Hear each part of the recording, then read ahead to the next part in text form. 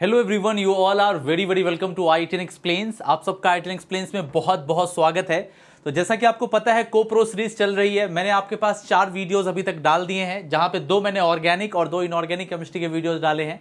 तो मैंने आपके पास अभी तक बॉन्ड एंगल और पोलैरिटी डायपोल मोमेंट पे वीडियोस पुट कर दिया है। अब जो नेक्स्ट आने जा रहा है, ये one of the very favourite topic है बच्चों का, और साथ ही साथ जेई का भी, क्योंकि जेई नीट में से काफी क्वेश्चंस पूछे जाते हैं, खास तौर पे बॉन्ड ऑर्डर निकालने के लिए। और बॉन्ड ऑर्डर से रिलेटेड जहां पर बॉन्ड लेंथ पूछा जाता है, या मैग्नेटिक प्रॉपर्टी पूछी जाती है, या बॉन्ड डिसोसिएशन एनर्जी पूछी जाती है, या कई बार स्टेबिलिटी और एग्जिस्टेंस ऑफ मॉलिक्यूल पे भी बात करते हैं। अगर आपने बेटा प्रीवियस ईयर क्वेश्चन लगाया होगा तो आपको बताने की जरूरत नहीं है कि ये टॉपिक कितना ज्यादा इंपॉर्टेंट है। आप अवेयर होगे इस टॉपिक से, ये बॉन्ड ऑर्डर कितना इंपॉर्टेंट है। ठीक है, तो फिर स्वागत है आपका बॉन्ड ऑर्डर में। ठीक है, कोप्रो सीरीज चल रही है। अगर आपने अभी तक पिछली वीडियोस नहीं देखी हैं तो मैंने 4 डाल दिया है, प्लेलिस्ट का नाम कोप्रो है, तो आप देख सकते हैं। ठीक है, अच्छा, आगे बढ़ने से पहले थोड़ा आपको अपने बारे में बता देता हूं। आप मुझे जानते हो, मैं आपका एमके सर हूं। तकरीबन 10 साल से पढ़ा रहा हूं और 3 साल हो गए अनअकैडमी प्लस पर पढ़ाते हुए। मैंने आपको 1000 प्लस कोर्सेज दे दिए हैं। अलग अलग ऑर्गेनाइजेशन से बेस्ट टीचिंग अवार्ड मिला है मुझे। अभी तक 11 बेस्ट टीचिंग अवार्ड मिले हैं। अनअकैडमी से भी मुझे अवार्ड मिला है लास्ट ईयर। और इसके साथ साथ मैंने एक बुक भी लिखी है इनऑर्गेनिक केमिस्ट्री पे, जिसपे 4 महीने के अंदर 2.5 लाख डाउनलोड्स हैं। Thank you very much for that extreme love and support. आगे मूव किया जाए तो सबसे पहली चीज तो आपको ये समझनी होगी कि जब हम बात करते हैं बॉन्ड ऑर्डर की, तो बॉन्ड ऑर्डर 2 तरह से आपको पढ़ना है। पहला, वो पढ़िए बॉन्ड ऑर्डर जिससे क्वेश्चंस पूछे जाते हैं। हम कई बार क्या करते हैं कि बॉन्ड ऑर्डर के बहुत डेप्थ में तो चले जाते हैं, पर जहां तक सवाल है क्वेश्चंस पूछे जाने की, तो क्वेश्चंस वहां से नहीं बनते, या क्वेश्चन जब आते हैं तो थ्योरी आने के बावजूद भी सवाल नहीं बन रहा होता। मेरी कोशिश होगी कि आपको बॉन्ड ऑर्डर में एक प्रॉब्लमिस्टिक अप्रोच के थ्रू बॉन्ड ऑर्डर आपको कवर कराया जाए। देखो बेटा, सबसे पहले जो शुरुआत होती है बॉन्ड ऑर्डर की, वो मॉलिक्यूलर ऑर्बिटल थ्योरी से स्टार्ट होती है, एमओटीज पे। तो साइंटिस्ट ने क्या किया, सेकेंड पीरियड के एलिमेंट्स का स्पेक्ट्रोस्कोपिक एनालिसिस किया। ठीक है, और उसके बाद पता किया कि इलेक्ट्रॉन की जो फिलिंग होती है उनके मॉलिक्यूलर ऑर्बिटल्स में किस तरह से हो रही होती है। और साइंटिस्ट 2 कैटेगरी में इसको कैटेगराइज किए। पहला, ऑक्सीजन फ्लोरीन या ऊपर वाले एलिमेंट्स, और दूसरा आपका नाइट्रोजन तक के फैमिली। तो इस हिसाब से 2 पैटर्न में इसको सजाया गया। पहले आपको यह समझना होगा। ठीक है, अच्छा, मैं ये भी आपको बताना चाहूंगा जो बेसिक टर्म है, जैसे बीएमओ क्या होता है, एबीएमओ क्या होता है, एनएमओ क्या होता है, समझ लो, ये सब पता होता है। ये हम नहीं बताएंगे कि एटॉमिक ऑर्बिटल की ये परिभाषा है, ये डेफिनेशन है, मॉलिक्यूलर ऑर्बिटल की डेफिनेशंस है। डेफिनेशंस नहीं, हम सीधा प्रॉब्लमिस्टिक अप्रोच का यूज करेंगे बेटा।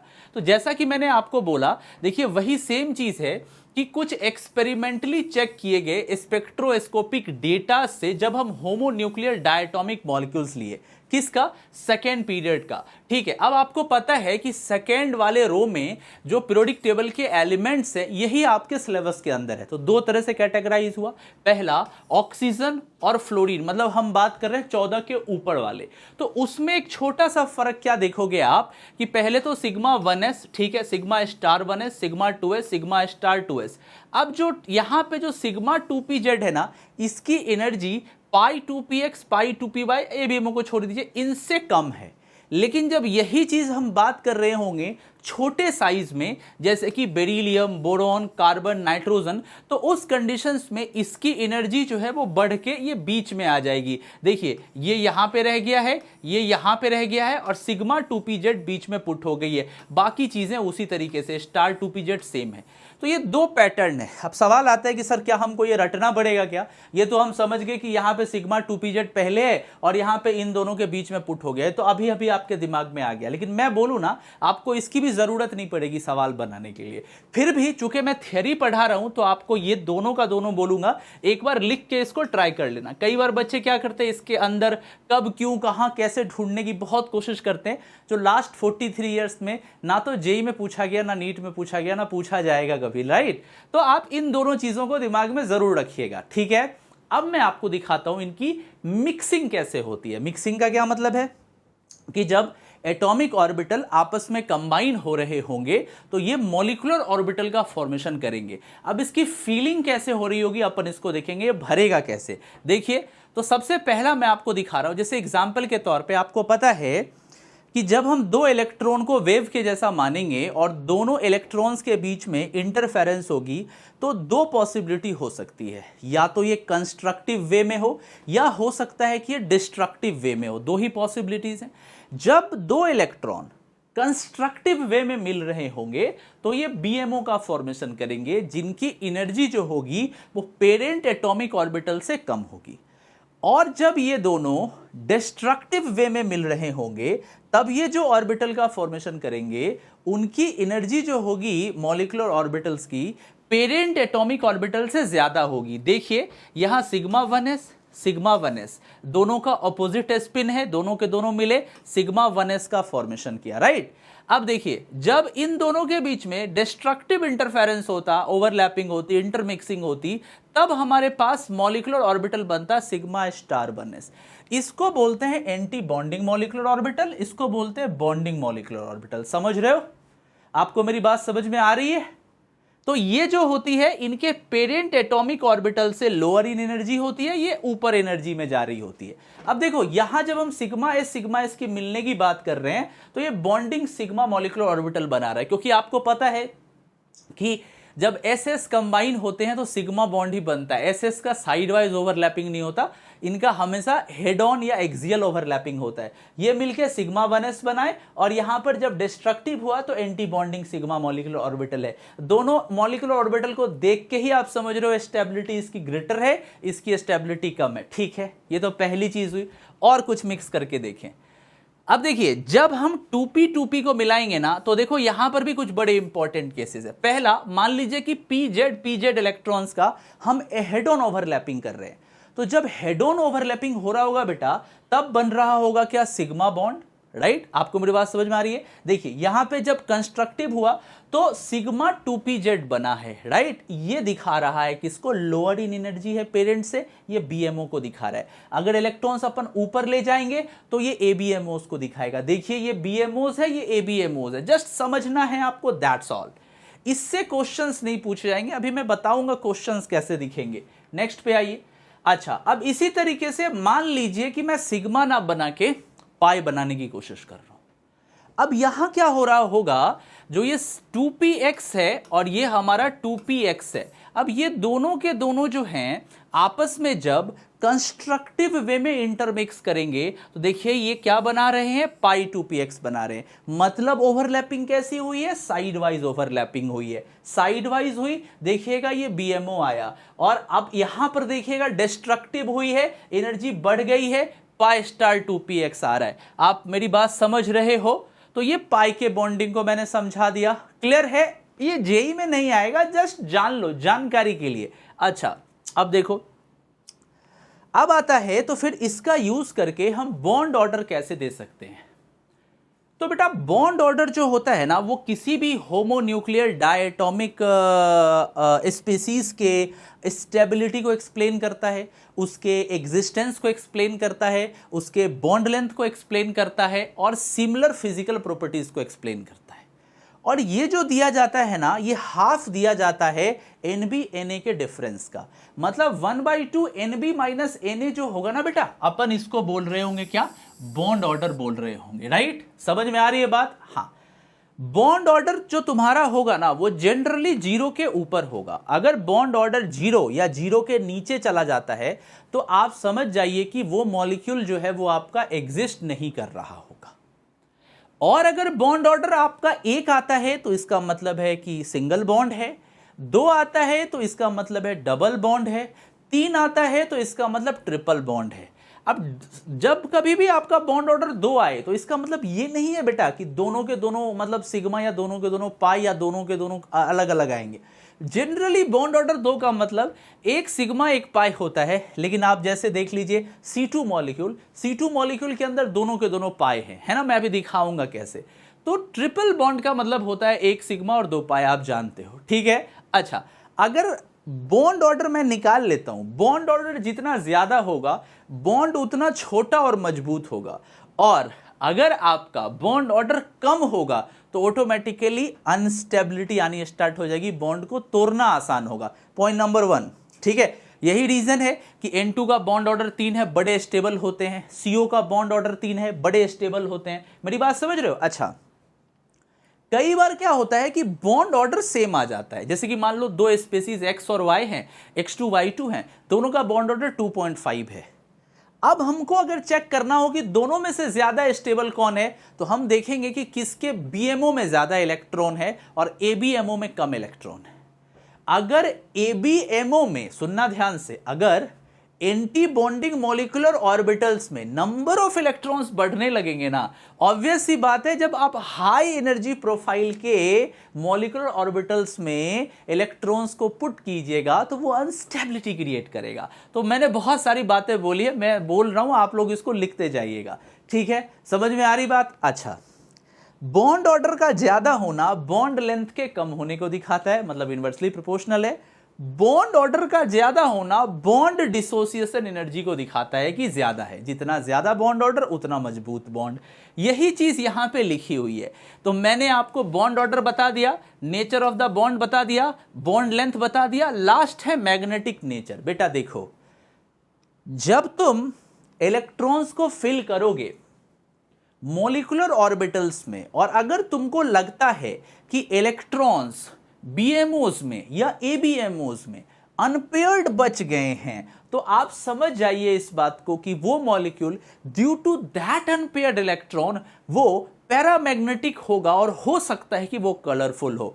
एग्जाम्पल के तौर पे मैं O2 मॉलिक्यूल की बात करता हूं। अब देखो, तुम वैलेंस बॉन्ड थ्योरी या केमिकल बॉन्डिंग की क्लासिकल थ्योरी से एक्सप्लेन नहीं कर सकते हो कि ऑक्सीजन जो है वो पैरामैग्नेटिक है और लिक्विड केस में हल्का ब्लू रंग का क्यों होता है, लेकिन एमओटीज हमको बताता है कि जो इलेक्ट्रॉन्स हैं वो अनपेयर्ड हैं मॉलिक्यूलर ऑर्बिटल्स के अंदर ऑक्सीजन में, जिसके वजह से वो पैरामैग्नेटिक है और कलरफुल है। आपको मेरी बात समझ में आ गई? तो मैग्नेटिक प्रॉपर्टी का मतलब है अनपेयर्ड है तो पैरामैग्नेटिक होगा। अगर हम मान लो किसी में दो अनपेयर्ड इलेक्ट्रॉन थे, एक कम कर दिए तो पैरामैग्नेटिक कम हो गया, एक और कम कर दिए तो डायमैग्नेटिक हो गया।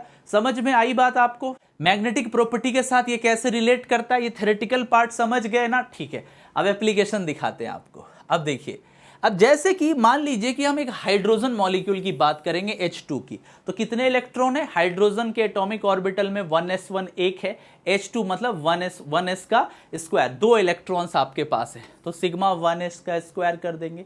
अब देखिएगा, एक इलेक्ट्रॉन इस एटॉमिक ऑर्बिटल का, एक इलेक्ट्रॉन इस एटॉमिक ऑर्बिटल का, दोनों के बीच में इंटरमिक्सिंग हुई। आप इसको ऐसे भी ले सकते हैं, कोई फर्क नहीं पड़ता, इसका symbolic representation, not a big deal.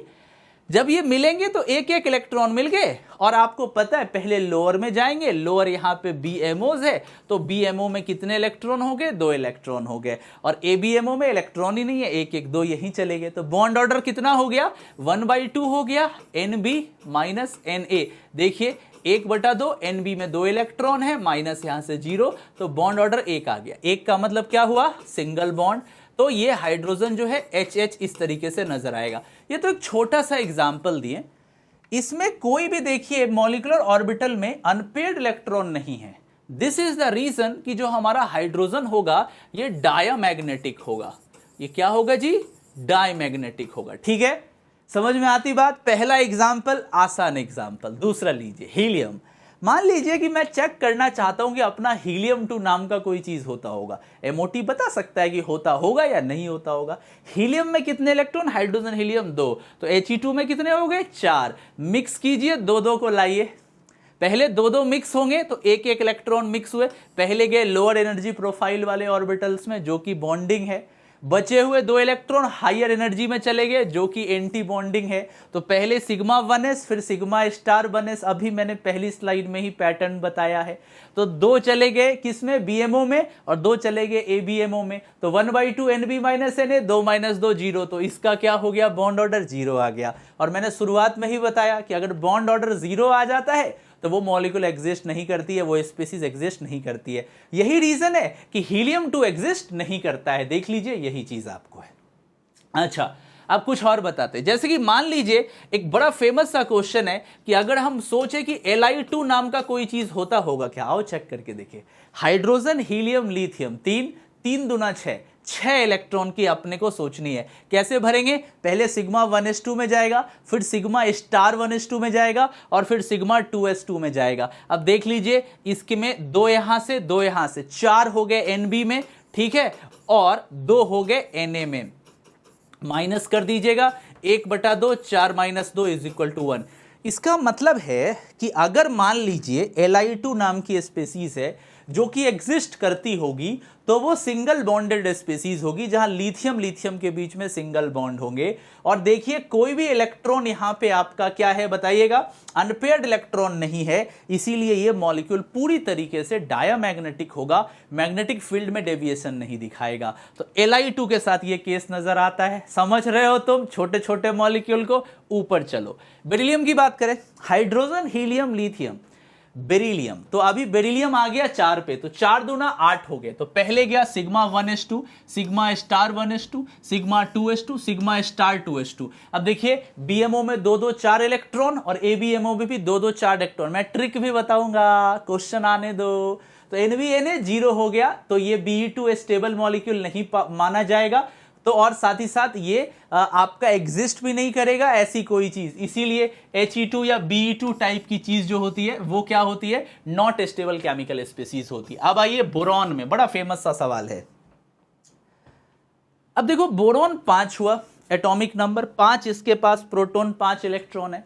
तो अगर मैं B2 मॉलिक्यूल को हाइपोथेटिकली मान लूं तो 5 दूना 10 हो गए, अभी भी 10 इलेक्ट्रॉन है। और अगर आप कंफ्यूज हो रहे हैं तो ये वाला चीज अपने दिमाग में रखिएगा, ये जो ऑर्डर आपको शुरुआत में बताया गया है, बेरिलियम, बोरॉन, कार्बन, नाइट्रोजन, और ये ऊपर वाले 14 के ऊपर वाले के लिए फर्क कितना है? बस बीच में सिग्मा 2pz डाल देना, एक दिमाग में रहेगा, दूसरा ऑटोमेटिकली आ जाएगा। ठीक है, अच्छा जी। अब देखो बोरोन, तो क्या होगा? पहले सिग्मा 1s2, फिर स्टार 1s2, फिर 2s2, फिर स्टार 2s2, फिर इसके बाद किस में जाएगा? पाई 2px में जाएगा। एक एक करके चला गया, यहीं पे भर गए, 10 थे ना, तो 2 2 4 2 6 2 8, एक एक चले गए। अब देखो एक एक गए हैं तो इसके वजह से यहां पे अनपेयर्ड इलेक्ट्रॉन दिख रहे हैं। तो अगर मैं B2 की बात करूंगा तो वो पैरामैग्नेटिक हो रहा होगा।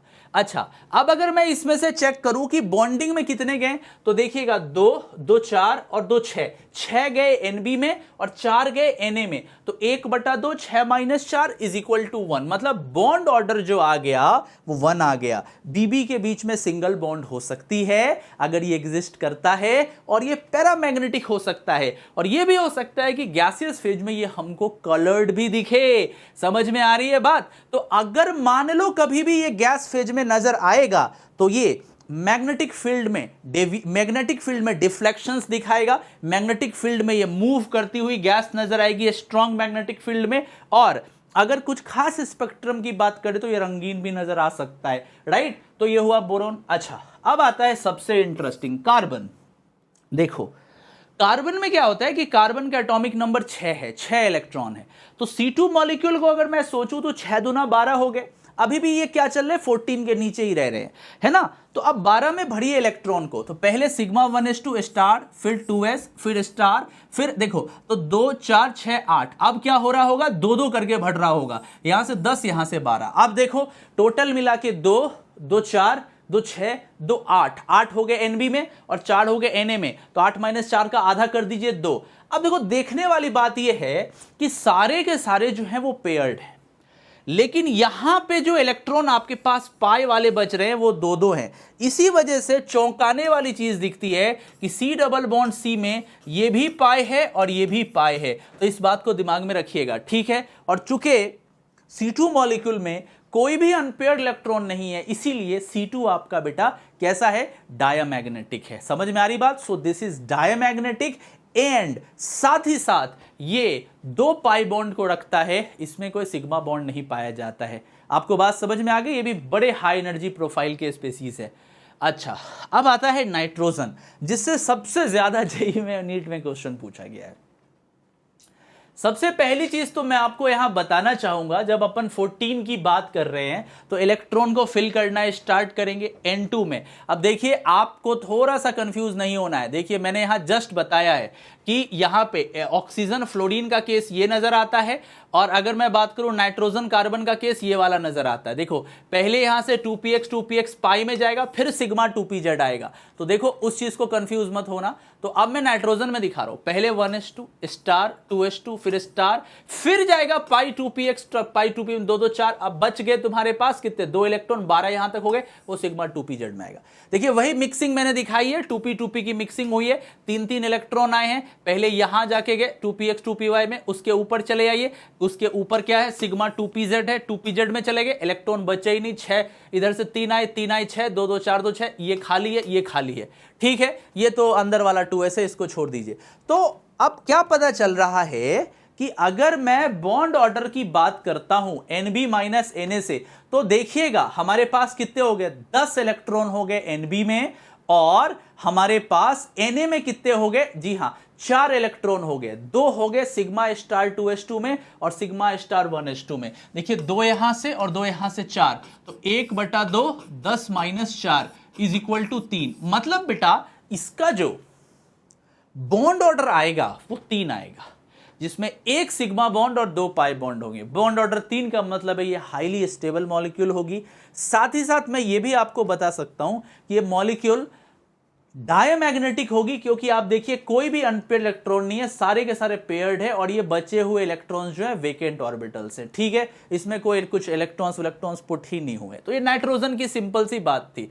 अच्छा अब देखिए ऑक्सीजन में हम इसी तरीके से आते हैं। देखो आप लोग ये इस चीज को मत भूलना कि अगर मान लो कि मैं N2 की बात कर रहा हूं, अगर मैं N2 माइनस की बात करूं तो एक एक्स्ट्रा इलेक्ट्रॉन इसमें जाएगा। मैं अगर N2 प्लस की बात करूं तो यहां से ये अनपेयर्ड हो जाएगा, इसके वजह से इसके मैग्नेटिक प्रॉपर्टीज में लेना देना है। अगर N2 प्लस बनाएंगे तो भी अनपेयर्ड हो जाएगा, N2 माइनस बनाएंगे तो भी अनपेयर्ड हो जाएगा। दोनों केस में ये पैरामैग्नेटिक हो जाएगा। छोटी छोटी मगर मोटी बातें हैं, ठीक है। अच्छा जी ऑक्सीजन में आइए, सिमिलर वही है, आपको मैंने बोला 8 दूना 16। स्टार्ट कीजिए 1s2 star 1s2 2s2 star 2s2, फिर आएगा 2pz, बाद में आएगा ये और ये। अब देखिए जैसा कि मैंने आपको बोला BMO हमको बता पाता है, यहां पे जो 2 इलेक्ट्रॉन गए थे ABMO के अंदर, एक जो इलेक्ट्रॉन्स गए थे, इसी एक अनपेयर्ड इलेक्ट्रॉन के वजह से ऑक्सीजन जो है हमारा कैसा होता है, जी हां ये पैरामैग्नेटिक होता है और हल्का ब्लू कलर का गैस नजर आता है। ये समझ रहे हो, बहुत लो टेम्परेचर पे आप क्लियर देख पा रहे हो। ये है वो कल्प्रेट अपना, ये है वो जिसके वजह से आपको ये पैरामैग्नेटिक और हल्का सा रंगीन नजर आता है। अगर मैं O2 के ऊपर क्या करूं, सोचो जरा सा, 1 माइनस दे देता हूं, एक एक्स्ट्रा इलेक्ट्रॉन दे देता हूं, तो इसकी जो पैरामैग्नेटिज्म होगी वो घट जाएगी। अगर मैं 2 इलेक्ट्रॉन दे देता हूं तो इसकी पैरामैग्नेटिज्म जो है वो खत्म हो जाएगी, समझ रहे हो। अगर मैं एक निकाल लेता हूं तो भी इसकी पैरामैग्नेटिज्म जो होगी वो कम हो जाएगी। तो ये बड़ी इंपॉर्टेंट बात है। इससे O2 plus O2 minus O2 2 minus इस तरह के स्पेसीज में अपन कंपैरिजन कर सकते हैं। आपको मेरी बात समझ में आ रही है, सबका क्लियर हो रहा है, ठीक है। अब देखिए यहां मैंने एक बड़ा अच्छा सा आपको डिटेल कर रखा है। अगर आप देख पा रहे होंगे कि O2 के केस में क्या होता है, जैसा कि मैंने बोला ये पैरामैग्नेटिक होता है। बॉन्ड ऑर्डर जो है 1/2 NbNa है, देखिए 2 आ रहा है, 1 सिग्मा 1 पाई बॉन्ड है। अब आप जरा देखिएगा, आपने निकाला ऑक्सीजन का अभी 2, देखिए इसका जो इंटर न्यूक्लियर डिस्टेंस है वो 120 है। अब आप सोचिए अगर मैं O2 में 1 इलेक्ट्रॉन निकाल दूं तो कितने इलेक्ट्रॉन हो गए, पहले हमारे पास 16 थे, अभी 15 हैं। 15 का मतलब है आप बॉन्ड ऑर्डर निकाल के देखिए 2.5 हो गए। सिमिलरली 1 माइनस दे दूं तो 17 हो गए, बॉन्ड ऑर्डर 1.5 हो गया। 2 माइनस दे दूं तो 18 हो गए। 18 का मतलब हमारे पास कितना हो गया, 10 - 8/2 2/2 1, तो 1 हो गया। तो देखो जैसे जैसे हम क्या कर रहे हैं, बॉन्ड ऑर्डर को बढ़ा रहे हैं, वैसे वैसे बॉन्ड छोटी है। अब आप देखो यहां पर 112 ही है ओनली। अब 112 छोटी है, देखो जैसे 2.5 से घटा बॉन्ड ऑर्डर, बॉन्ड लेंथ बढ़ गया 120, फिर देखो जैसे ही और बॉन्ड ऑर्डर कम हुआ, देखो फिर से बढ़ गया 128, और जैसे ही और कम हुआ ये बढ़ गया 149। अब देखो पहले में नंबर ऑफ अनपेयर्ड इलेक्ट्रॉन जो एक थे तो ये पैरामैग्नेटिक है, इसमें दो थे ये भी पैरामैग्नेटिक है, समझ रहे हो, और यहां एक थे यहां जीरो है। तो आपसे अगर पूछा जाता है कि बताइएगा इन चारों स्पेसीज में से सबसे ज्यादा पैरामैग कैरेक्टर कौन रखेगा, तो maximum number of unpaired electrons जो हैं वो डाई ऑक्सीजन के पास है। इस बात को मत भूलिएगा, ये बड़ी इंपॉर्टेंट बात है, समझ रहे हैं। उसी तरीके से जब पेरोक्साइड आयन की बात करते हैं O22- आप सोडियम पेरोक्साइड को देखिए या और भी बेरियम पेरोक्साइड को देखिए, आप देखते होंगे जो ओरिजिनल इनका रंग होता है बिना इंप्योरिटी के वो सफेद होता है। रीजन यही होता है क्योंकि इसके पास जीरो अनपेयर्ड इलेक्ट्रॉन है, जिसकी वजह से किसी भी तरह का रंग नजर नहीं आता है।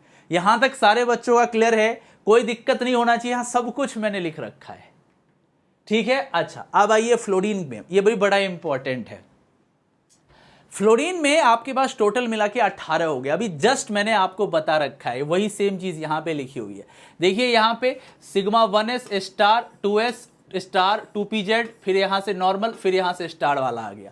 अब अगर आप चेक कीजिएगा तो यहां से हो गए 2, यहां से हो गए 4, यहां से हो गए 6, यहां से हो गए 8, यहां से हो गए 10 और बच गए 8, तो 1/2 और यहां से 10 - 8, मतलब बॉन्ड इसका ऑर्डर 1 है, जनरली 1-1 है। समझ में आ रही है बात, ये डायमैग्नेटिक है, कोई भी पेयर्ड नहीं है, सिंगल बॉन्ड को रखता है। सिमिलरली अगर नियॉन मॉलिक्यूल की बात करेंगे तो फिर से मामला खराब हो जाएगा। Na2 में अगर आप जाइएगा तो 20 इलेक्ट्रॉन्स हो गए। इलेक्ट्रॉन्स को पुट करके आप देख लीजिए, जितने इसमें BMOs हैं उतने ही ABMOs हैं। Nb = Na, तो डिफरेंस 0 है, तो बॉन्ड ऑर्डर 0 है। इसीलिए नियॉन टो मॉलिक्यूल जो है आपका एग्जिस्ट नहीं करता है। आपको थ्योरी समझ में आ गई क्या? मैं आपको शॉर्टकट भी बताऊंगा बॉन्ड ऑर्डर का, डोंट वरी। अब हम तरह क्वेश्चन की तरफ मूव करते हैं, ठीक है।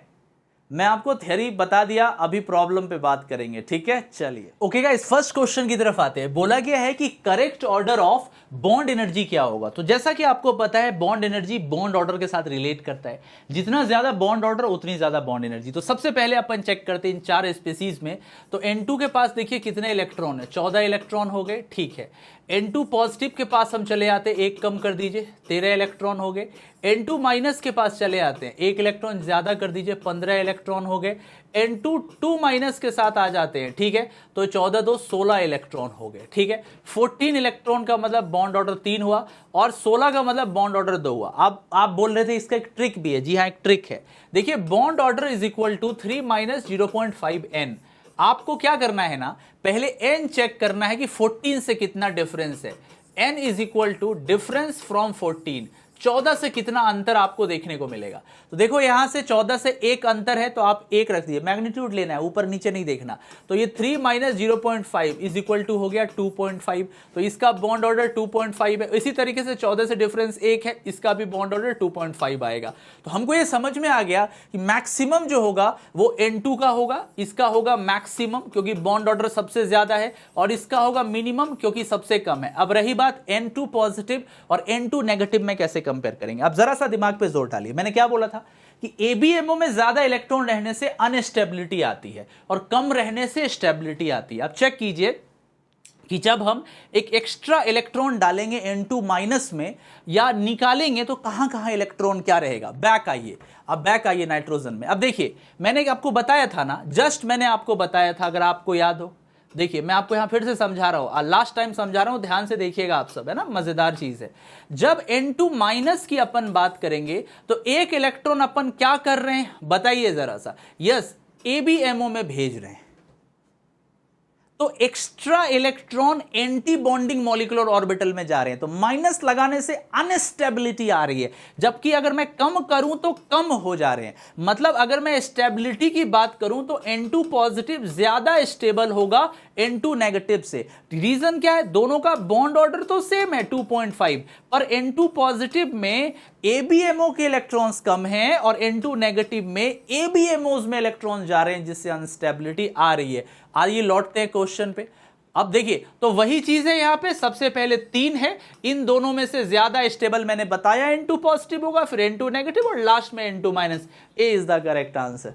था ना बड़ा ही ब्यूटीफुल क्वेश्चन, आपको पसंद आया होगा सवाल, ठीक है। नेक्स्ट पे आते हैं, अभी आइए यहां से चलिए इसको पढ़ेंगे। ये सवाल जो है जेईई मेंस 2019 का है। बोला गया है in which of the following process the bond order has increased paramagnetic character. ठीक है, बॉन्ड ऑर्डर, बॉन्ड जो है वो पैरामैग्नेटिक कैरेक्टर को बढ़ाया है ना? जी हाँ, बॉन्ड ऑर्डर इंक्रीज हुआ है और paramagnetic character has change to diamagnetic. Okay, बहुत बढ़िया, नोटिस करो, बॉन्ड ऑर्डर बढ़ना चाहिए और जो पैरामैग्नेटिक कैरेक्टर है ना वो कन्वर्ट हो जानी चाहिए डायमैग्नेटिक कैरेक्टर के अंदर, ये चीज है। अच्छा, तो सबसे पहले हम आते हैं O2 से O2 पॉजिटिव में। अब आपको पता होगा कि O2 में टोटल मिला के 16 इलेक्ट्रॉन थे और यहां पर टोटल मिला के 15 इलेक्ट्रॉन है। हमको बोला गया है कि बॉन्ड ऑर्डर इंक्रीज होना चाहिए। अब आप मुझे बताइए, इसका बॉन्ड ऑर्डर 2 है और 15 का मतलब बॉन्ड ऑर्डर कितना हो गया? 15 का मतलब कितना हो गया? 3 माइनस 0.5, 2.5 हो गया। ठीक है, अच्छा अब हमको बताइए क्या इसका पैरामैग्नेटिक कैरेक्टर बढ़ा है? अगर मैं एक इलेक्ट्रॉन निकाल लूं तो जरा सा पीछे जाओ और तुमको पता चलेगा ऑक्सीजन के बारे में। देखो ऑक्सीजन में हम क्या कर रहे थे, देखिए यहां पर एक इलेक्ट्रॉन थे। अगर मैं एक इलेक्ट्रॉन को निकाल देता हूं तो पैरामैग्नेटिक कैरेक्टर घटा है, पर क्या ये डायमैग्नेटिक हो गया है? आंसर नहीं सर, अभी भी ये पैरामैग्नेटिक है। तो हमसे जो ये बोला जा रहा है कि ये जो डायमैग्नेटिक हो जाएगा, ये गलत है। यहां से आइए, यहां पे बॉन्ड ऑर्डर 3 है और N2 पॉजिटिव, मतलब ये हो गया आपका कितना, 14, एक 13 आ गया। नहीं, बॉन्ड ऑर्डर यहां पे घट गया है, समझ रहे हो? अगर मैं N2 पॉजिटिव की बात करता हूं तो ये 13 हो गए और 13 का मतलब डिफरेंस कितने का आ गया? 1 का आ गया। बॉन्ड ऑर्डर घट गया, बॉन्ड ऑर्डर बढ़ना चाहिए, ये भी गलत है। O2 में आइए, बॉन्ड ऑर्डर 2 का है और अगर मैं बात करता हूं O2 2 माइनस में तो आइए कितना होगा? 16 2 18 है, मतलब बॉन्ड ऑर्डर 1 हो गया। हमको बोला गया था बॉन्ड ऑर्डर बढ़ना चाहिए, ये भी गलत हो गया। लास्ट में आइए NO, बड़ा प्यारा सा है। अभी NO में कितने इलेक्ट्रॉन हो गए बताइए? ये हो गए 7 8 15 इलेक्ट्रॉन। 15 मतलब N का वैल्यू हो गया 1, तो 3 minus 0.5 N is equal to 2.5। तो यहां पे बॉन्ड ऑर्डर 2.5 है और NO पॉजिटिव में देख लीजिएगा कितने हो गए? 14 इलेक्ट्रॉन हो गए, बॉन्ड ऑर्डर 3 हो गया। जी हाँ, यहां पे बॉन्ड ऑर्डर बढ़ रहा है, पॉइंट नंबर 1। दूसरी चीज, इसमें 15 इलेक्ट्रॉन थे, एक अनपेयर्ड इलेक्ट्रॉन थे और NO पॉजिटिव में 0 अनपेयर्ड इलेक्ट्रॉन है। तो NO जो है ये पैरामैग्नेटिक हो गया और NO पॉजिटिव जो है वो डायमैग्नेटिक हो गया। So D is the correct answer. देखो जो भी क्वेश्चंस है बड़े अच्छे क्वेश्चंस है डिटेल में आपको, ताकि दिक्कत ना रहे। ओके गाइज, नेक्स्ट क्वेश्चन की तरफ आते हैं। ये थोड़ा सा ट्रिकी सवाल है। ट्रिकी सवाल मैं बताता हूं कैसे। इसमें एक लाइन है कि मान लीजिए कि हॉर्न्स रोल का वायलेशन हो चुका है, तब बताइए बॉन्ड ऑर्डर क्या होगा और मैग्नेटिक नेचर क्या होगा डायटोमिक मॉलिक्यूल और B2 का। बेटा मैंने तुमको बताया था कि B2 जो होता है BB के बीच में, जस्ट मैंने बताया था बॉन्ड ऑर्डर 1 आया था तो सिंगल बॉन्ड होता है, पर मैंने वहां आपको दिखाया था कि अनपेयर्ड इलेक्ट्रॉन एक एक करके जा रहे थे, जिसके वजह से मैंने बोला था कि B2 जो होगा वो पैरामैग्नेटिक होगा और साथ ही साथ गैस फेज में अगर कुछ खास स्पेक्ट्रम की बात करें तो रंगीन नजर आएगा। लेकिन जो ये लाइन लिख देना हॉर्न रोल का वायलेशन होगा, बॉन्ड ऑर्डर पे फर्क नहीं पड़ेगा पर मैग्नेटिक प्रॉपर्टी पे फर्क पड़ेगा। मैं दिखाता हूं कैसे। जरा सा आप उस क्वेश्चन की तरफ जाओ जहां पे B2 निकाले थे तुम। देखो मैंने बताया था ना B2 में क्या हुआ था। देखो 1s2 स्टार, फिर 2s2, फिर ये जो एक एक करके इलेक्ट्रॉन जा रहे हैं ना, इसको जाने से मना कर दिया गया है। बोला ना ना ना ना, एक एक करके नहीं जाएंगे, एक ही में आप ऐसे कीजिए, एक में यहां डालिए इलेक्ट्रॉन और एक में यहां इलेक्ट्रॉन डाल दीजिए। मतलब मैं यहीं पे 2 इलेक्ट्रॉन पुट कर दे रहा हूं, इसमें इलेक्ट्रॉन ही जाने नहीं दूंगा। तो बताओ तो क्या अब ये पैरामैग्नेटिक रहेगा क्या? नहीं, अब ये बदल गया, अब ये हो गया डायमैग्नेटिक। राइट नाउ जो पैरामैग्नेटिक था ना, अब ये बदल गया और ये बदल के हो गया डायमैग्नेटिक। लेकिन क्या इसके वजह से बॉन्ड ऑर्डर पे कोई प्रभाव पड़ा क्या? देखिए तो पहले भी हमारे पास 2 इलेक्ट्रॉन थे BMOs में, अभी भी 2 इलेक्ट्रॉन से, तो यहां से हो गया 2, यहां से हो गया 2 4, यहां से आपके पास हो गए 6। आई बात समझ में? और यहां से आपके पास हो गए 2 और 2 4, तो ए अभी भी 1/2, 6 - 4 = 1। बॉन्ड ऑर्डर सेम रहा पर मैग्नेटिक प्रॉपर्टी आपकी जो थी वो पैरा पहले थी, पर हॉर्न्स रोल को वायलेट कर दिया जाए ना तो प्रॉपर्टी हमारी डायमैग्नेटिक हो गई। तो अब क्वेश्चन पे लौटते हैं। बोला गया था मान लीजिए कि इसको वायलेट कर दिया जाए तो बॉन्ड ऑर्डर क्या रहेगा? बॉन्ड ऑर्डर अभी भी 1 है पर मैग्नेटिक नेचर जो होना चाहिए था पैरामैग, अब चेंज होकर डाई हो गया। सो 1 एंड डायमैग्नेटिक। आपने नहीं, बहुत सारे बच्चों ने इसका आंसर पैरामैग लगाया था जो कि गलत हो गया था। करेक्ट आंसर होगा 1 एंड डायमैग्नेटिक। क्लियर है सबका? सबका क्लियर है? तो ओके, अब नेक्स्ट क्वेश्चन पे आते हैं। बड़ा खूबसूरत सा सवाल है पर डिफिकल्ट नहीं है अगर आप देखिएगा तो। विच of the following species has a bond order 3? Bond order 3 होने के लिए इलेक्ट्रॉन कितना आना चाहिए? 14 आना चाहिए। आइए यहां से देख लेते हैं, 6 + 8 14 इलेक्ट्रॉन 14 है। यहां से देखिए 13, यहां से हो गए 6 7 13 और 1 हो गए 14, 14 इलेक्ट्रॉन है। यहां से आ जाइए, आपके पास हो गए 7 8 7 15, 1 माइनस कर दीजिए 14 इलेक्ट्रॉन है। यहां से 8 दूना 16, 1 यहां से माइनस कर दीजिए 15 इलेक्ट्रॉन है। सो ये इसका बॉन्ड ऑर्डर भी 3 है, इसका भी बॉन्ड ऑर्डर 3 है, इसका भी बॉन्ड ऑर्डर 3 है। 14 3 है, आप चेक करके देख लीजिए। 3 - 0.5 n का वैल्यू डिफरेंस है ही नहीं, 14 से कोई डिफरेंस ही नहीं है। 3 - 0 = 3। तो बेटा करेक्ट आंसर जो हुआ वो ABC, एक मल्टीपल क्वेश्चन हो गया। ABC is the correct answer. I hope आपने सही किया होगा। ओके गाइस, नेक्स्ट क्वेश्चन पे आते हैं। बोला गया है ये सवाल IIT JEE 2007 का है।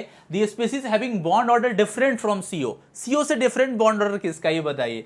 चलिए अपन पीछे से चलते हैं। नाइट्रोजन हमारे पास हो गए, कितने हो गए? 7 दूना 14, 14 इलेक्ट्रॉन हो गए। CO में हमारे पास कितने हो गए? 8 6 14 इलेक्ट्रॉन हो गए। आपको पता है इसका बॉन्ड ऑर्डर 3 आएगा, सो इसका भी बॉन्ड ऑर्डर 3 आएगा। यहां से आइए, 7 6 13 1 14, 14 इलेक्ट्रॉन हो गए। इसका भी बॉन्ड ऑर्डर आपको कितना नजर आ रहा होगा? 3 नजर आ रहा होगा। ठीक है, यहां से आइए, यहां से 7 8 7 15 हो गए, 1 माइनस कर दीजिए, 14 इलेक्ट्रॉन हो गए। इसका भी जो बॉन्ड ऑर्डर आएगा वो 3 आ रहा होगा। अब बचा ये, लग तो यही रहा है। आप देख लीजिए, नाइट्रोजन के हो गए 7, ऑक्सीजन के हो गए 8 और माइनस 1 ऐड कर दीजिए, 8 8 16 हो गए। ठीक है, समझ में आ रही बात? देखिएगा NO के यहाँ पे कितने थे हमारे पास? 15 1 14 हो गए थे, यहाँ पे 15 1 16 हो गए। 16 का मतलब बॉन्ड ऑर्डर इसका 2 हो गया। तो सिर्फ इसका बॉन्ड ऑर्डर 2 आया है, बाकी सबका बॉन्ड ऑर्डर 3 है। सो फर्स्ट इज डिफरेंट, और हमसे पूछा गया था डिफरेंट कौन सा है। सो ए इज द करेक्ट आंसर। फिर से देख लीजिए, नाइट्रोजन के हो गए 7, ऑक्सीजन के हो गए 8, और माइनस का मतलब ऐड करना होता है और प्लस का मतलब घटाना होता है। 8 7 15 1 16, 16 का मतलब है 14 से डिफरेंस कितने का है? 2 का है। तो 3 - 0.5 × 2 मतलब 3 - 1 = 2। 2 is bond order. So A is the correct answer. Okay, next question पे आते हैं। बहुत प्यारा सा सवाल है। बोला गया है कि विच of the following molecular species has unpaired electrons? इसमें से अनपेयर्ड इलेक्ट्रॉन किसके पास है? देखो, पहला सबसे आसान फंडा, ये हो गया 14 इलेक्ट्रॉन। यहां से आइए, ये कितना हो गया आपके पास? 9 दूना 18 इलेक्ट्रॉन। ये तुम्हारे पास कितने हो गए? 8 दूना 16, 1 17 इलेक्ट्रॉन। यहां से आ जाइए, 8 दूना 16, 2 18 इलेक्ट्रॉन। समझ रहे हो? 18 इलेक्ट्रॉन, बॉन्ड ऑर्डर हो गया इसका कितना? 18 का मतलब हो गया बॉन्ड ऑर्डर 1 हो गया। समझ में आ रही है बात? यहां से आ जाइए, F2 18, बॉन्ड ऑर्डर इसका भी 1 हो गया। 14 यहां पे बॉन्ड ऑर्डर 3 हो गया। कोई भी अनपेयर इलेक्ट्रॉन है क्या? नहीं। कोई अनपेयर इलेक्ट्रॉन है क्या? नहीं। कोई अनपेयर इलेक्ट्रॉन है क्या? नहीं। 18 पेयर पेयर में है। आपको समझ में आ रहा है? O2 में जाके एक अनपेयर्ड इलेक्ट्रॉन हो गया। आपको सिर्फ यही चेक करना था, एक अनपेयर्ड इलेक्ट्रॉन हो गया, और O2 माइनस जो होगा वो एक अनपेयर्ड इलेक्ट्रॉन रखने की वजह से पैरामैग्नेटिक स्पीसीज होगा। यही रीजन है कि जो इस तरह के आपके कंपाउंड होते हैं, पोटेशियम सुपर ऑक्साइड या रुबिडियम सुपर ऑक्साइड, इस तरह के जो कंपाउंड है ये डार्क ऑरेंज कलर के या येलो कलर के सॉलिड पाए जाते हैं। सो सी इज द करेक्ट आंसर। आप ऑड वन आउट एलिमिनेट कर सकते थे, नहीं तो आपको मैंने बहुत डिटेल में BMO ABMO बता दिया है, आराम से आप ड्रॉ करके भी चेक कर सकते हैं। वैसे मैं रिकमेंड करूंगा इन छोटी छोटी बातों को दिमाग में रखना है, ताकि एग्जाम में देखते साथ आप टिक कर सकें। ओके गाइस, नेक्स्ट क्वेश्चन की तरफ आते हैं। Which of the following are diamagnetic? आपको पता है मैग्नेटिक प्रॉपर्टी के बड़े क्वेश्चंस पूछे जाते हैं। सीधा सा फंडा है, 6 दूना 12 इलेक्ट्रॉन है, सारे के सारे पेयर्ड आपके पास हैं, तो ये हमारे पास हो गया डायमैग्नेटिक। ठीक है, यहां से आ जाइए, 8 दूना 16, 2 18 इलेक्ट्रॉन है, सारे के सारे पेयर्ड हैं, तो ये भी हो गया हमारा डायमैग्नेटिक। यहां से आइए, लिथियम, हाइड्रोजन, हीलियम, लिथियम, तो 3 दूना 6 इलेक्ट्रॉन्स आपके पास हो गए, ये भी हमारे पास हो गया डायमैग्नेटिक। आप में से बहुत सारे बच्चे सोच रहे होंगे कि सर ये सचमुच में वर्क करता है क्या? दिखाता हूं आपको। जैसे कि मान लीजिए आप लिथियम की बात कर रहे थे, देखिएगा लिथियम यहां से पेयर्ड पेयर्ड पेयर्ड, तो इवन नंबर के साथ मोस्ट ऑफ द टाइम ये काम करता है। फिर भी आपको मैं बोलूंगा एक बार चेक एग्जाम में जरूर कर लीजिएगा, ठीक है ना? देखिए लिखा है ना, L2 molecule is stable and it has no unpaired electron, so it should be diamagnetic. Diamagnetic होना चाहिए। वही चीज यहां पे हमने लगाई है, कुछ भी नया नहीं लगाया, उसी चीज को इधर लगाए हैं अपन, ठीक है? डायमैग्नेटिक हुआ। पर यहां से आप आओ N2 पॉजिटिव, जस्ट बताए थे ना 2 क्वेश्चन 3 क्वेश्चन पहले कि N2 पॉजिटिव और N2 नेगेटिव में क्या होता है। दोनों ही केस में आपके पास दोनों ही केस में अनपेयर इलेक्ट्रॉन बच जाते हैं।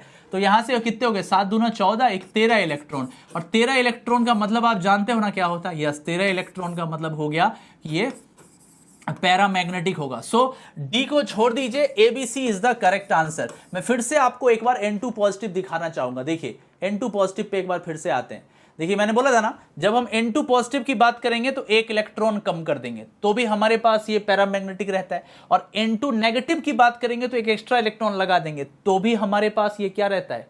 यस, आप समझदार हो, है ना, समझ रहे हो ना मेरी बात। हाँ, दोनों ही कंडीशंस में पैरामैग रहेगा, इसके मैग्नेटिक बिहेवियर में चेंजेस नहीं आते हैं, राइट। सो क्या हुआ, कहां थे, हाँ, इसका करेक्ट आंसर हो गया ABC is the correct answer. ठीक है बेटा, क्लियर हो रहा है, आसान है, मुश्किल तो नहीं लग रहे ना, नहीं लग रहे हो, आसान है।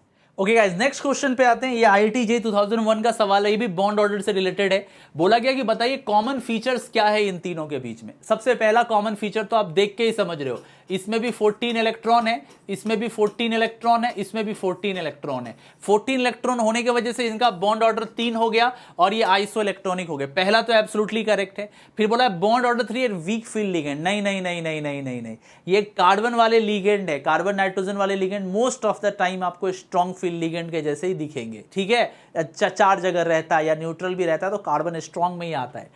अच्छा, तो ये गलत हो गया, ये यहां पे ये गलत हो गया, weak field ligand. Bond order 2 है तो ये भी गलत हो गया, आइसो इलेक्ट्रॉनिक और वीक फील्ड ये भी गलत हो गया। सो ए इज द करेक्ट आंसर। देख रहे हो, इसीलिए मैं बोलता हूं इनऑर्गेनिक केमिस्ट्री के सवाल कई बार आप 10 से 15 सेकंड में भी आप देखते साथ बना सकते हो। ओके गाइस, नेक्स्ट क्वेश्चन पे आते हैं। भी प्रीवियस ईयर का सवाल है, ये भी एमओटी से सॉल्व होगा। बोला गया कि बताओ इसमें से कितने अनपेयर्ड इलेक्ट्रॉन जो है, अच्छा अनपेयर्ड इलेक्ट्रॉन किसमें प्रेजेंट है। मैं बोलूंगा टोटल इलेक्ट्रॉन निकाल लो। वैसे तुम देख के ही समझ चुके हो कि ये वाले केस में O2 माइनस रहा होगा। ठीक है, 8 दूना 16, एक 17 इलेक्ट्रॉन है, तो आप समझ ही गए हो 17 इलेक्ट्रॉन का मतलब ये पैरामैग्नेटिक होगा, राइट। इसमें अनपेयर्ड इलेक्ट्रॉन है, आप टोटल ऐड करके भी निकाल सकते थे। 8 दूना 16, एक 17 इलेक्ट्रॉन। यहां पर आओ, एल्यूमिनियम और ऑक्सीजन, तो ये कितने हो गए, 8 दूना 16 हो गए, 17 हो गए, 3 20 इलेक्ट्रॉन हो गए। बेरियम में आइए, बेरियम के आउटर मोस्ट में 2 हो गए, 8 दूना 16, 2 18, तो ये तुम्हारे 18 इलेक्ट्रॉन हो गए। यहां से आ जाओ, ऑक्सीजन के हो गए 8 दूना 16, और यहां से कितने हो गए, एक कर दीजिए 15 हो गए, और नाइट्रोजन के कितने हो गए बताइएगा 5, तो 20 इलेक्ट्रॉन यहां पर भी नजर आ रहे हैं। अगर आपको फिर भी समझ में नहीं आता है तो आप ऐसे चेक कर लीजिए, N double bond O positive है, यहां सारे के सारे आपको कैसे दिख रहे हैं, पेयर्ड दिख रहे हैं, आपको सारे के सारे पेयर्ड दिख रहे हैं। समझ में आती है बात, या बात समझ में नहीं आती, आ रही होगी। ठीक है, सारे के सारे पेयर्ड है, आप निकाल के भी कैलकुलेट कर सकते थे। नाइट्रोजन का कितना कीजिएगा बताइए, नाइट्रोजन का 5 कीजिएगा, ऑक्सीजन का 8 दूना 16 कीजिएगा, एक प्लस है माइनस कर दीजिए, तो 16 4 20 इलेक्ट्रॉन यहां पर भी हो गए, यहां पर भी सब पेयर्ड है। तो पेयर्ड पेयर्ड पेयर्ड अनपेयर्ड, तो only KO2 is the correct answer, C is the correct answer. कोई दिक्कत तो नहीं, कोई प्रॉब्लम तो नहीं है, आसानी से बन रहा है, समझ में आ रहा है ना। जी हाँ। Okay, next question. बोला गया है कि the cyanide ion and nitrogen are isoelectronic but Cn- N2 is chemically inert because, दोनों बोला गया कि सेम ही बॉन्ड ऑर्डर है, सेम इलेक्ट्रॉन है, सब कुछ सेम है, फिर भी अपन ऐसा क्यों देखते हैं कि जो नाइट्रोजन होता है वो केमिकली इनर्ट होता है पर साइनाइड तो हाईली रिएक्टिव है। तो सिंपल सा फंडा है, बॉन्ड ऑर्डर सेम होने का ये मतलब थोड़ी ना कि रिएक्टिविटी एक जैसी होगी, क्योंकि बॉन्ड ऑर्डर सेम होने का ये भी मतलब हो सकता है कि एक में पोलैरिटी हो दूसरे में पोलैरिटी ना हो, या ये भी हो सकता है कि दोनों में इलेक्ट्रॉन्स का डिस्ट्रीब्यूशन अलग अलग तरीके से हो। तो वही चीज यहां पे है। तो पहला बोला गया लो बॉन्ड एनर्जी, नहीं ऐसा अपन नहीं बोल सकते। बेस्ट आंसर जो होगा, इसने किसकी बात की, केमिकल रिएक्टिविटी, केमिकल इनर्ट, तो bond polarity is the correct reason. Actually क्या होता है, साइनाइड में ना आपको बॉन्ड पोलैरिटी दिखती है, जबकि नाइट्रोजन में आपको किसी भी तरह की बॉन्ड पोलैरिटी नहीं दिखती है। इसका mu is not equal to 0 होता है, इसका म्यू इज इक्वल टू 0 है। तो according to my opinion B is the best answer. Clear है सबका? ओके गाइज, अब सबसे इंपॉर्टेंट इंफॉर्मेशन है, आप 2 मिनट सुन लीजिए। गाइज आपको पता है कि मैं कंप्लीट कोर्स कवर करा रहा हूं, ऑर्गेनिक और इनऑर्गेनिक। अगर आप पढ़ना चाहते हो तो 45 डेज का प्लस सब्सक्रिप्शन अभी चल रहा है, और ये 299 में आपके पास आया है। जब आप इसमें कोड लगाइएगा IITN एक्सप्लेन्स, तो 45 दिनों तक आप अनअकैडमी प्लस पे प्लस की सारी क्लासेस देख सकते हैं। ये घट के 240 रुपए हो जाएगा, मतलब समझ लो 250 रुपए में 45 दिन का सब्सक्रिप्शन आपको मिल रहा है। तो मेक श्योर आप प्लस पे आइए, बिल्कुल आप प्लस पे आइए, आपको ओपन इनविटेशन है मेरी तरफ से। बोलोगे आएंगे तो कोर्स कौन कौन से, सबसे पहला ब्रनांजा 2.0 और लक्ष्य 2.0। अगर तुम चाहते हो जेईई मेंस और एडवांस दोनों की प्रिपरेशन करना तो बेस्ट तुम्हारे पास ये वाला कोर्स है। ये एक लेजेंडरी टाइप का कोर्स है जो कि मंडे वेंसडे फ्राइडे को 7 बजे शाम में चलता है। तो मेक श्योर आप इसमें जरूर आइएगा। बीओसी, आईयूपीएससी और हाइड्रोकार्बन जो है यहाँ पे आपको अभी पढ़ाया जा रहा है। अब आइसोमेरिज्म अपन स्टार्ट कर रहे हैं, ठीक है। अच्छा, इसके अलावा इनविजन बैच बिल्कुल फ्रेश बैच है, इनविजन 2.0, ये अभी अभी अपन स्टार्ट किए हैं, एकदम अभी अभी स्टार्ट किए। इसमें भी आप लोग आ सकते हैं। 25 से स्टार्ट हुआ, एक दिन स्टार्ट हुआ है, जस्ट स्टार्ट हुआ है। तो आप लोग जरूर आइए। जब भी आप इस सब्सक्रिप्शन को ले रहे हो, लिंक विंक सब मैं डिस्क्रिप्शन में दे दूंगा अनअकैडमी का। जब भी आप सब्सक्रिप्शन ले रहे हो तो आप कोड जरूर लगाइएगा IITian Explains, इससे मैसेज आ जाएगा मेरे पास कि आपने इस कोड को यूज किया है, ठीक है। अच्छा, जो बच्चा इवॉल्व बैच का मतलब जो बच्चा ईयर लॉन्ग के लिए जाना चाहता है, उस ईयर लॉन्ग वाले बच्चों के लिए इवॉल्व बैच है। तो अगर आप पूरे 1 साल पढ़ना चाहते हैं तो ये आपके लिए बड़ा ही कमाल का बैच है। आप लोग जरूर आइए और जब भी प्लस पे आइए कोड यूज कीजिए IITian Explains, ठीक है। अच्छा, और बाकी एक इंपॉर्टेंट बात और, अभी आपको पता होगा कि अनअकैडमी का जो ये गोल अभी है कि अभी आपको सारे सब्सक्रिप्शन पे 20% का डिस्काउंट मिलता है। मतलब आप IIT JEE गोल्ड 20% ऑफ मिलता है ऑल सब्सक्रिप्शन में। ये सिर्फ 4 दिन है, 25, 26, 27, 28। तो अगर आप लंबा सब्सक्रिप्शन लेना चाहते हैं, 1 साल का, 2 साल का, तो मेक श्योर आप इसको यूज करें। और कोड हमारा सेम IITian Explains है। हमारा चैनल नेम जैसे पुट कीजिएगा वो 20% का जबरदस्त डिस्काउंट मिलेगा। तो ऑफर ही ऑफर वीक चल रहा है, ये वीक बहुत ऑफर वाला वीक है। तो आप लोग जरूर आइए, ठीक है। बाकी आप लोग लेक्चर्स देखते रहिए, प्लेलिस्ट में भी अवेलेबल है। जल्दी लेक्चर आपके पास नेक्स्ट लेके आते। तब तक अपना ख्याल रखिए, टेक केयर, बाय बाय।